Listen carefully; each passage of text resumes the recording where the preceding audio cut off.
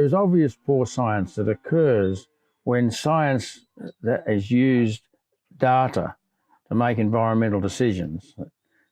One is salt rises. They must have another energy source because it just can't float off into the air. Water tables are bad, only if not managed correctly.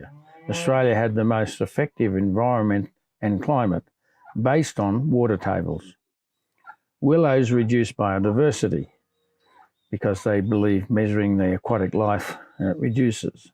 The willows have contributed to that.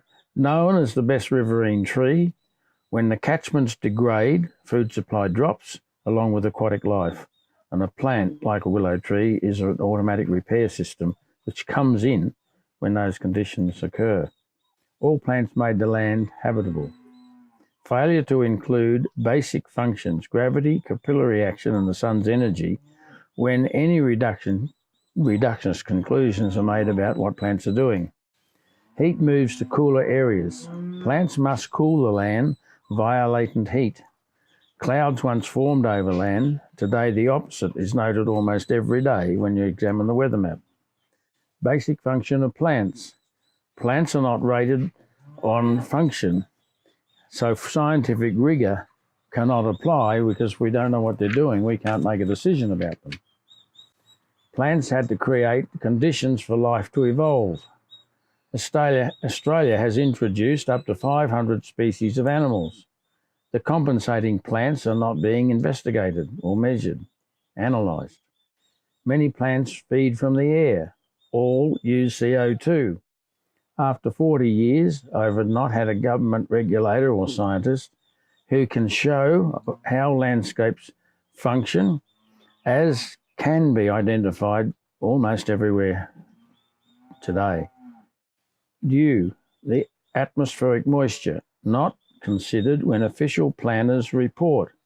It is the only process plants can use that does not move natural capital. In other words, by the plant taking it in, it can manufacture all the processes in its roots, and the capital is not being moved by the water around the roots of the plant. Erosion to the sea. It must raise sea levels because you can't pour sand and mud into the sea without something rising. And it destroys the landscape function just by not being filtered. Hydrology, the environmental production line, not included when reductionist measurements are assessed. So we can't possibly understand what one plant's doing to the other unless we understand how the water's moving between them. Health, about biodiversity. I grew up where the animals never got sick in Australia, and there was huge biodiversity. And yet I don't see any assessment by official people why that biodiversity had created such healthy conditions. The cooling effect of plant species. Even though the technology exists, what each individual plant does in regard cooling is not part of any public expenditure. When people assess what they pay for planting trees, it's not a function of the plant that they actually assess. And then I got Australia's plants were able to evolve a counterintuitive sedimentary pattern that used water to de-energize water. The long periods it had operated meant that the minimum erosion was controlled and an unlimited maximum achieved.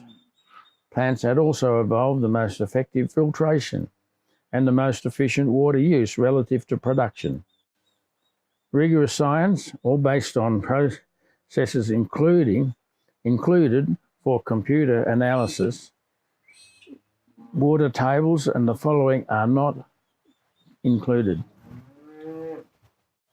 Here ends the lesson.